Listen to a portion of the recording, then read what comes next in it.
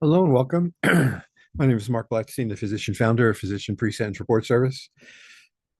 Today I'm going to review a client who had a guideline range of 108 to 135 months and wound up with a sentence of half of that. And how did he do that? Most of it was by basically a compelling biographical biography or his narrative, which was a historical family background where his life started off living in a storage container, which today we call these pods where people move their belongings from place to place. But on his own, he was able to educate, go to school, and move from homelessness into the medical field. Following his indictment, he worked hard. He applied to over 50 jobs, secured interviews. In the end, he had over 3 jobs that he maintained until he had to self-report to the prison. He had joined Debtors Anonymous, Toastmasters. He had a child at home that was autistic. And so he pretty much did everything right. And he was able to take the time to write a very compelling personal narrative that it was an autobiography of his life.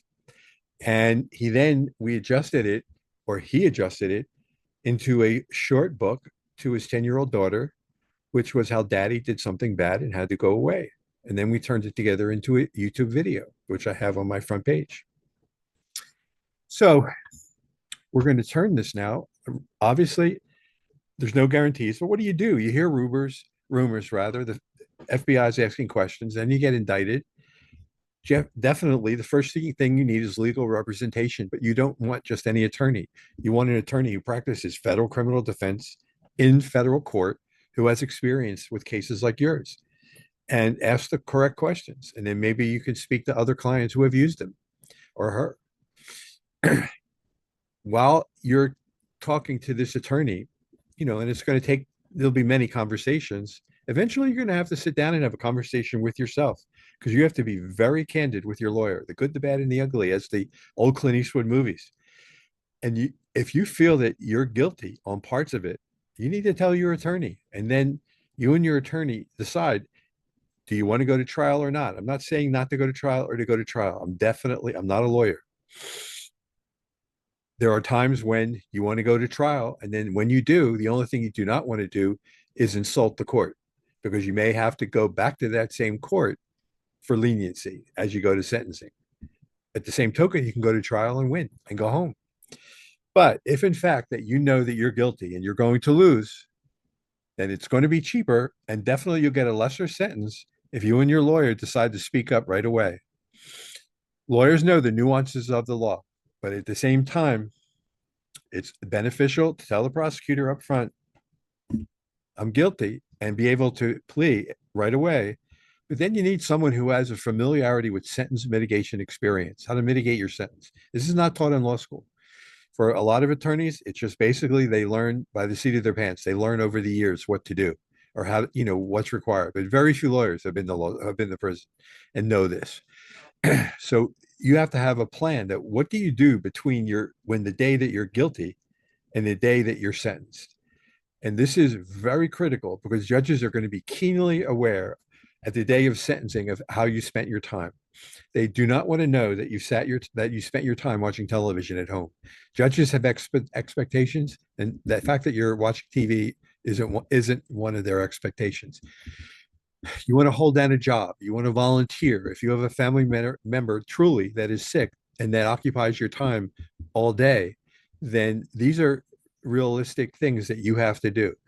If you have a job, then you have to I would suggest if you have a restitution payment coming, you want to put away money every month.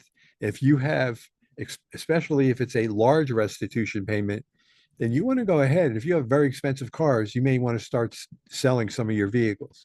If you have multiple homes, you want to consider selling, the extra home because the judge, they know your finances. By the time you walk in the door, they're going to, into that courtroom, they're going to know all about you. And so these are very important conversations that you need to have with yourself, your family, and your attorney. If you feel that drugs or alcohol may have contributed to the crime at your time, and the drugs didn't have to be illegal drugs. It could have been legal drugs, prescriptions. Then immediately start Narcotics Anonymous, Alcoholics Anonymous, maybe start seeing a therapist.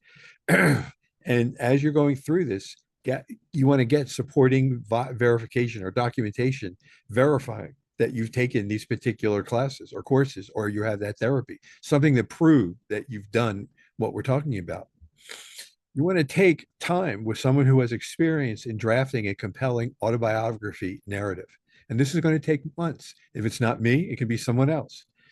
My phone, 240-888-7778. But you want to have a compelling narrative all put together by the time you sit down with your probation officer at the pre-sentence interview, because that probation officer will have given to your attorney a long list of information of things that you need to put together: tax returns, birth certificates, diplomas.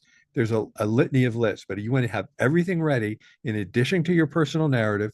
Next, I'm going to talk about character reference letters that attest to your character, but all of these should be provided to that probation officer a week before you see them, so that they have the time to fill out their probation, their pre-sentence interview worksheet on you, or the probation report worksheet, whatever they choose to call it, so that by the time you sit down for the interview, they realize that you've respected their time, that you've taken this seriously, and they have time to sit down and personally get to know who you are personally, and at the same time ask any remaining questions they may have. These character reference letters that attest to your character, I've broken them into three types. All of them, for all the letters, they have to say that they've known you for a long time, you've broken the law, and they're aware that you probably have to go to prison. And they can come from family members, neighbors, friends, clergy, employers, those that have been to college with you. That this has been so out of character for you that they know, and yes, that they're aware that you're going to prison. If it's from someone who owns a business and they're willing to hire you, if there's a position open, this is a great letter. It shows the judge and the probation officer at the interview that you're thinking already about, life after going to prison. And that the person who owns the business, they're willing to hold the position, and they'll hire you if they have that position available. And they'll provide the address as well, stating on this letter that they'll be available on site for a visit. And they're willing to pay you a high minimum wage, or whatever that salary or hourly may be, every week, every other week, whatever their policy is. But this is very important. If you have a business, or you have a relative who has a business that was not involved in your charge, so if you own a business that had nothing to do with your charge, you can go work for that business when you're released. That business can still run. You're just not allowed to run the business from prison. You can set it up before you go to prison as to how it should run, and there are certain things you can and cannot do while you're inside to make sure that it's successful. But you are allowed after you're released to go work for that, for whoever is running, you put in charge of that business that is yours. Lastly, from those who love you and who will have a home for you in a safe neighborhood with all your needs met, this is another great support letter, letter of support, or a character letter of support. And a home is available for probation officers of the court to visit and inspect as needed. And so letters that come from a business person can have their name and the business and the address and their phone number on it. But otherwise, all letters from individuals can only have their name, cannot have any other contact information on there. And so this video is just an overview, but its purpose is to show you that there are things you can do to be prepared for the pre-sentence interview, and that in the end, no guarantees, but they can give you a sentence that is beneath what you and your attorney and the prosecutor expected you to get. I hope you found this helpful, and I appreciate you taking the time to listen, and hope you have a good day.